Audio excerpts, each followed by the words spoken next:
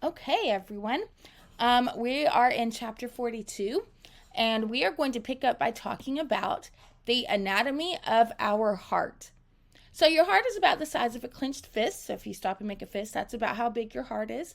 And it's mainly made of cardiac muscle tissue. If you remember when we talked about different types of tissues, that cardiac muscle tissue is only found in your heart.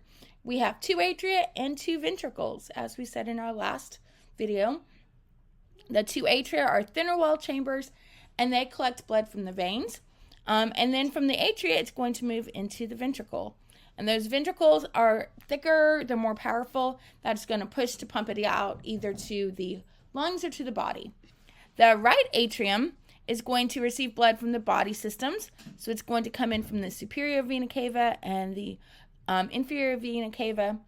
And the left atrium is going to receive blood that's coming in from the lungs, from the pulmonary veins. Whenever you see that word pulmonary, I want you to think of something related to your lungs. Our two ventricles, we have a right ventricle that is going to pump the blood out to the lungs through those pulmonary arteries. And our left ventricle is going to be much thicker because it's got to pump that blood through your entire body from your head to your toes. That left ventricle is going to pump the body out through the aorta to your whole body. Even though it is thicker, though, and more powerful, it's shooting it harder so that you keep that blood pressure going through your whole body. It does move the same amount of blood as the right ventricle. We don't have, blood appearing and disappearing. It's still the same amount of blood going through. There are valves in our heart that prevent the backflow of blood. So, for example, the valve between your atria and your ventricle here is going to open when it's pushed from the atrial side and close when it's pushed from the ventricle side. So that prevents it from moving backwards. It can only move from the correct direction through your body. The atrioventricular valves are going to be valves that are between the atria and the ventricles. So here is one. So you can only push blood through this way. So if you push it from the atria, it's going to open. And if you push it from the ventricle, it's going to close. So blood keeps moving. Here, blood is going to move one way from the atria to the ventricle. These cords are tendinous, and that helps prevent the valve from turning inside out when the ventricle contracts. The right AV valve is sometimes called the tricuspid valve, or more commonly called the tricuspid valve. That's between the right atrium and the ventricle, which stops backflow from the right ventricle into the atrium. And the left AV valve is more commonly called the mitral valve, between the left atrium and the left ventricle, which prevents blood flowing backwards into the atrium. There are also semilunar valves that are between the ventricles and the major arteries. So here and here. The pulmonary semilunar valve is going to be here between the left ventricle and the pulmonary arteries, taking blood where? Pulmonary means lungs, so it's taking blood to your lungs. That prevents blood from backing up here. And then the aortic semilunar valve, kind of right here, kind of about to hide, keeps blood from going backwards from the aorta back into the ventricle. It just kind of flows underneath here. Just imagine the blood flowing through. Then there are some systematic vessels. We have the vena cava, which there are two divisions. The superior vena cava, which is going to take oxygen poor blood from the top half of your body, so your head, your arms, your neck, your chest. And the inferior vena cava here, which brings oxygen poor blood from the lower half of your body, so your abdomen, so like your belly, your legs, and they bring it back into here, into the aorta. Into the atrium that's going to go into the ventricle back to be oxygenated. Then there's the aorta here. The thoracic aorta is in the chest above the diaphragm muscle, and then the abdominal aorta in the abdominal cavity below the diaphragm muscle.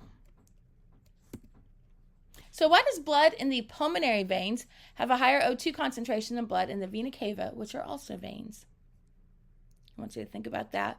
You may need to go back and review some of that information from our first video, or remember what we talked about at the beginning of this chapter, and also what we just talked about, what those vessels are. We also have pulmonary vessels. We have pulmonary arteries that bring oxygen poor blood from from the lungs back into the heart. And we have pulmonary veins. These are the pulmonary veins here that are going to go out and take that oxygen-rich blood from the lungs back into the heart. Okay, so our pulmonary arteries here going from the heart back into the lungs, and our pulmonary veins going from the lungs back into the heart. The vertebrate heart is a muscular pump that provides the force needed to circulate the blood. The human heart has 4 chambers, 2 atria, singular atrium, and 2 ventricles.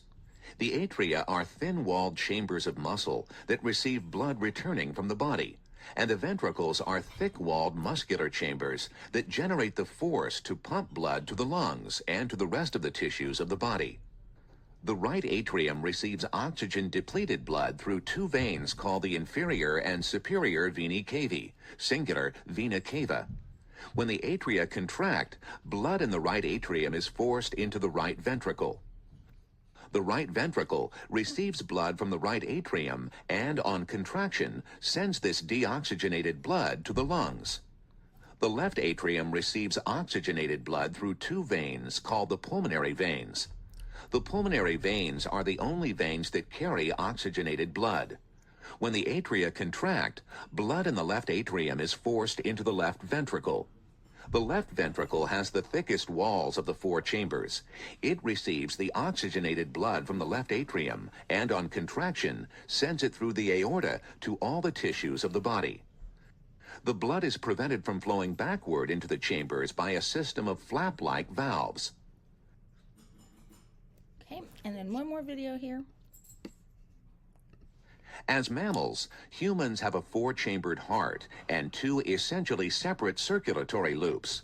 One serves the lungs, pulmonary circulation. The other serves the body, systemic circulation. Blood that is loaded with oxygen is carried from the lungs to the left atrium, then to the left ventricle to be dispersed to the tissues of the body. Blood depleted of its oxygen is returned to the heart through the venae cavae and then to the right ventricle, where it's sent back to the lungs to be oxygenated again. Okay, we're going to pick up on our next video talking about our cardiac cycle, how our heart is beating. If you have any questions, please let me know, and I will see you soon. Bye.